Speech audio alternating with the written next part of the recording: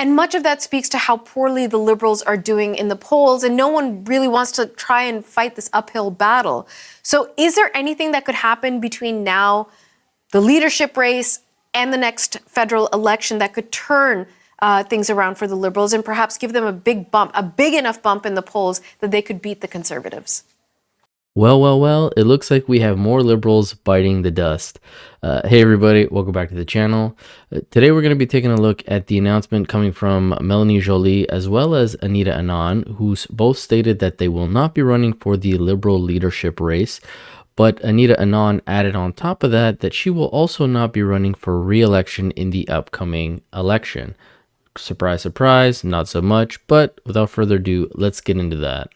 Another Justin Trudeau ally says she's not interested in his job. I think that our chances were really, really high.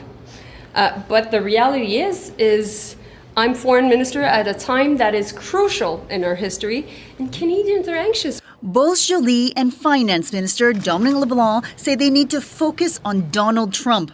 Meanwhile, the Liberal Party's new rules have set the cost of competing at $350,000, more than 4 times what it was previously.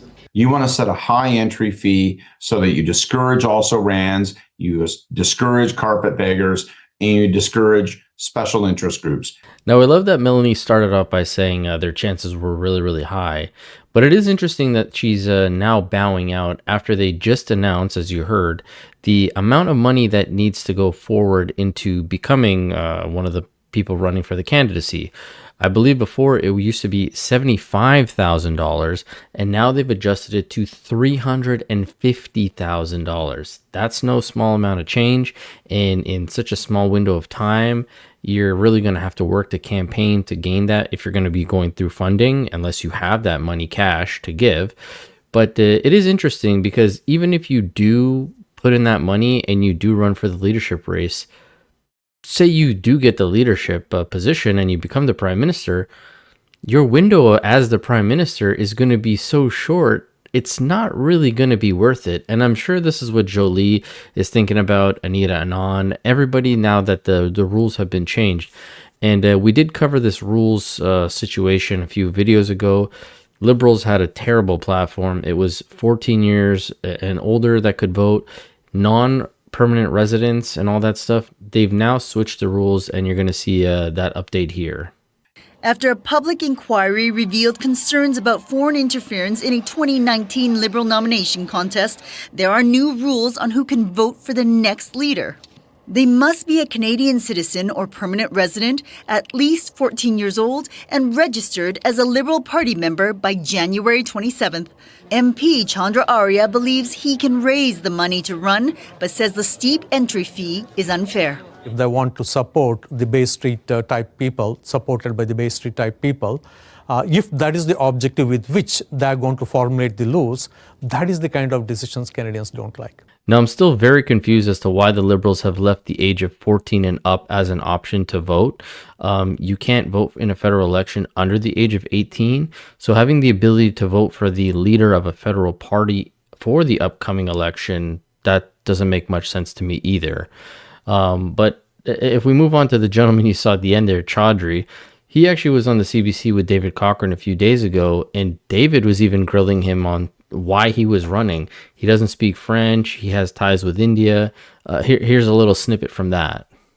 Well, I have to ask you a question because, your connections to India has been something that has come up, and the timeline here is important. September 2023, Justin Trudeau stood in the House of Commons and said he had credible evidence that agents of India may have been involved in the murder of Hardeep Singh Nijjar.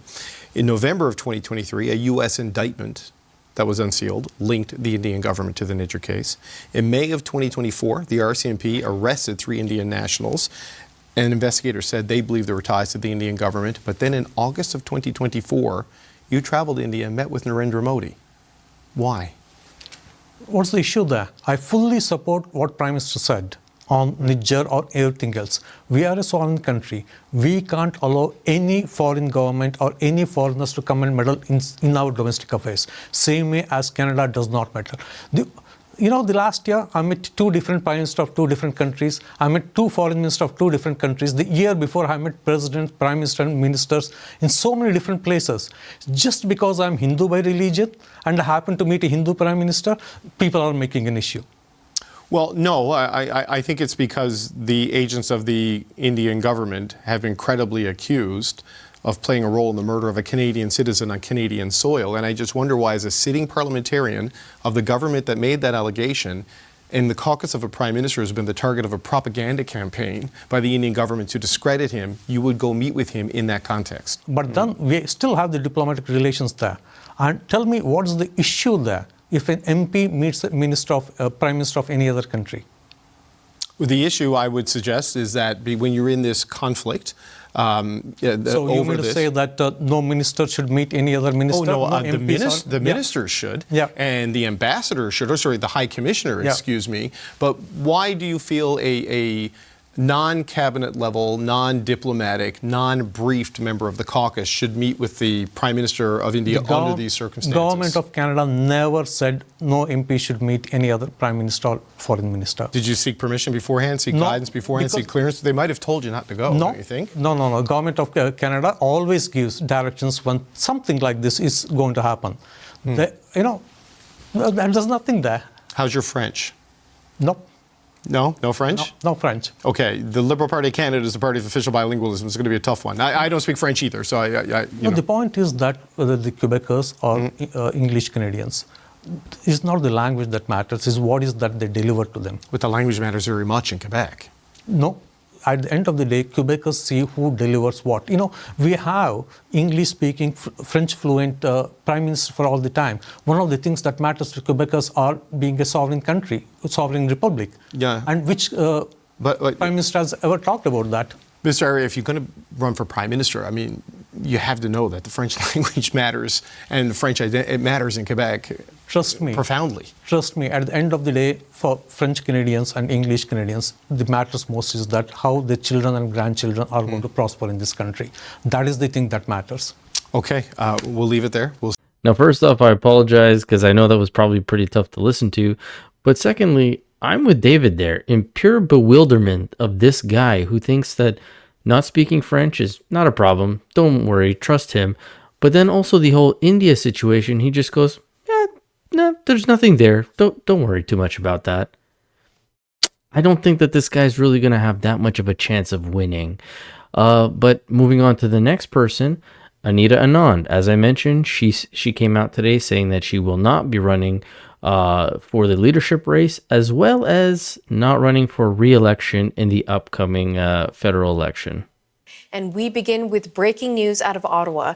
Federal Transport Minister Anita Anand has announced she will not enter the race to become the next leader of the Federal Liberal Party of Canada. And she's also saying she will not seek re-election as a Liberal MP. In a public statement, Anand said it is the right time for her to step away. She also thanked the Prime Minister for entrusting her with key cabinet portfolios and expressed gratitude for Canadians showing their support. Anand will stay on as Minister of Transport and Internal Trade until the next election. Now, I must say, I find it very interesting and convenient that all of a sudden all these MPs feel like now is the right time to be stepping down, not running for re-election, just bowing out. Majority of these ministers or MPs have already said that they're thinking about their families and that they want to spend more time with them. I don't think Anita came out and said that, but it's very interesting for her that this is the appropriate time. For the party that keeps saying that they've done so much for Canadians, they want to continue doing this for Canadians, and that they're worried about the Pierre Poilievre government coming in and reversing everything that they have accomplished. Why would they not want to continue fighting? Why would they not want to run for re-election? Well, the CBC brought on this political scientist. Let's hear what she has to say. Well, for more on this, we're joined now by Lydia Miljan. She's a professor of political science at the University of Windsor. Lydia, good to see you again. Thanks for making time. My pleasure, Natasha. Lydia, I got to tell you, this one surprised a lot of us. Anita Anand, high-profile cabinet minister. She's cabinet member. She's taken on a number of portfolios. She's in many ways, I don't love the word fixer, but that's how she's been described, as someone who can just come in and get the job done, and had this highly competent, successful career before entering federal politics as a lawyer and as a professor. What do you make of her decision now to not only not seek the leadership, but to not run again in the next election?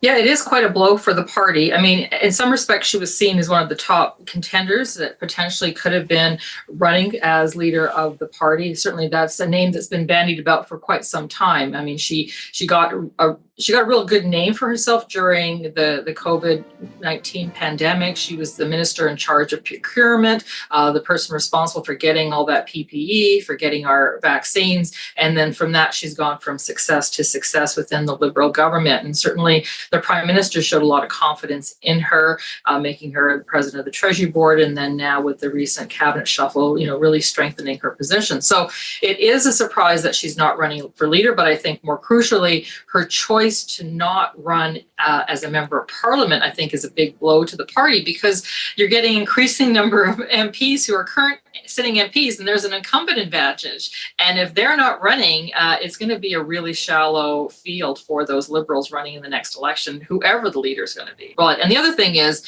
a lot of the current cabinet ministers are highly associated with Justin Trudeau. So if his name is toxic, we know that the Conservatives and the NDP and the Bloc are going to taint all of them with the same brush. And so I think that a lot of the cabinet ministers probably realize that they're not going to do that much better than the current prime minister. First of all, they just gave her way too much praise, especially by using the pandemic as her benchmark here. Nobody liked that. Nobody liked the response of what we had to do, what they made us do during the pandemic. Maybe some hardcore liberals really enjoyed those strict authoritarian rules, but having that under your belt as potential credentials as to why you should be in the leadership race, not good in my opinion. But also, as she stated, all of these guys are tied into Justin. That he has smeared the Liberal Party with his name and the ministers and all the people that are with him. Again, like last video, this is what Pierre kept saying. They are all just like Justin. It didn't matter who you put in there. But they quickly kind of move on from Anita, start talking about Freeland, Carney, and Clark in this little section here. Well, that leads us nicely to Chrystia Freeland, right? Who is so dynamic in this moment, because arguably she is the reason Prime Minister Trudeau is stepping down. I mean, there's so many factors, but it was her stepping down from the cabinet, that letter that she lobbed against him, criticizing him, that just set the dominoes into effect. But as you say, this sort of being tainted by association with the Prime Minister and the policies of this particular government, is there any way she's going to be able to manage around that if she wants to be the leader? Yeah, so she's got, an interesting double-edged sword. On the one hand, again, she's highly associated with the prime minister and all the negatives of that. But on the other hand, she can say that she was, deputy prime minister. She was finance minister. She was the person that helped negotiate free trade with the Americans. So she's got a really strong CV. The question is whether or not voters will forgive her for her close association with the prime minister. She certainly got a big bump in popular support when she dumped the leader, but I'm not sure if those are the type of people that are necessarily going to vote for her in an upcoming election. They're probably the Conservatives that were very happy that she certainly she wrote that poisoned pen letter calling the Prime Minister's latest policy tactics, simply gimmicks. And the thing about politics is that, the number one rule is loyalty. And for her to essentially stab the Prime Minister in the front, never mind the back, I'm not sure if she's going to be able to get, rank and file Liberals to wholeheartedly endorse her. And I think it would be a really tricky position. But again, she is a sitting member of Parliament. And so that at least allows the government, if they were to choose her, to easily have their Prime Minister take a seat in the House of Commons. In contrast, if it was a Mark Carney or Christy Clark, while they're outsiders and not associated with the Prime Minister's brand, they would be vulnerable because they would not have a seat currently in the House.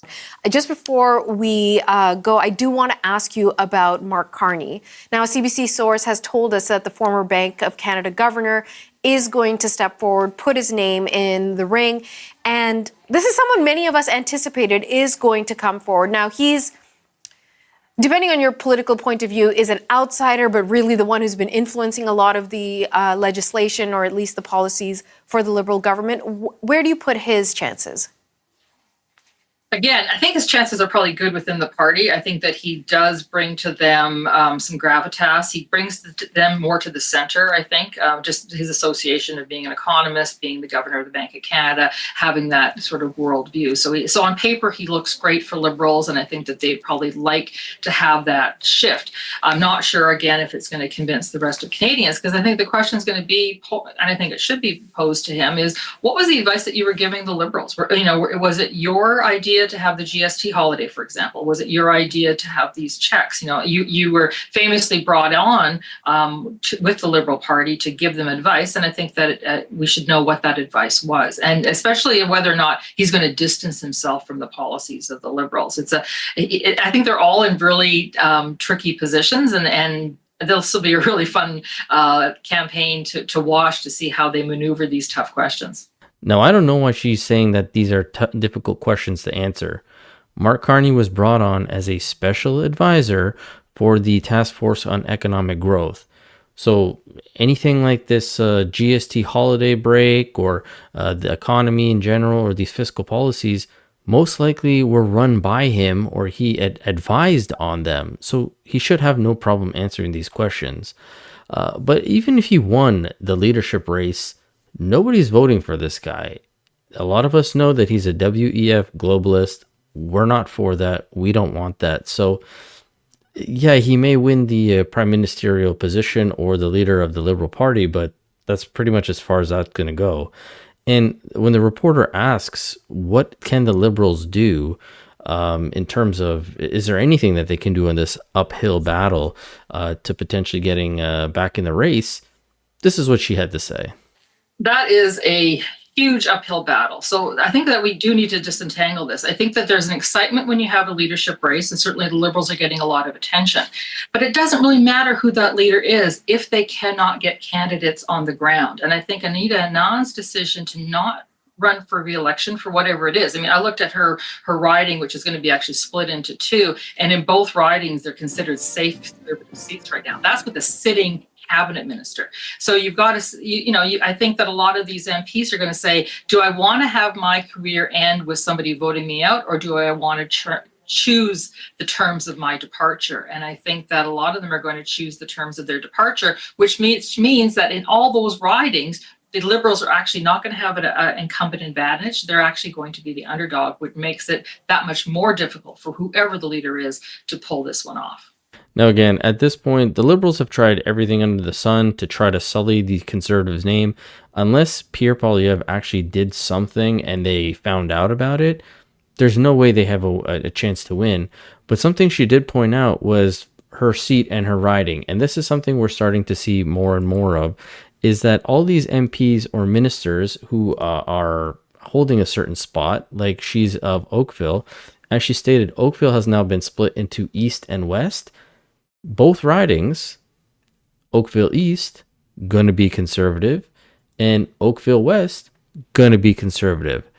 But it just so happens that Anita feels like now is the best time to step down. And she says, oh, well, they're going to leave on their own accord rather than being voted out. No, they're not leaving on their own accord. They know they're going to be voted out. Either way, it's because they're getting voted out that they're leaving. Whether they do it preemptively or not, the fact of the matter is they are still getting voted out. That's why they're leaving. But as always, I'd love to hear from you guys. Let me know in the comment section below what you think about all this news. And as always, I will catch you guys on the next one. Thanks so much.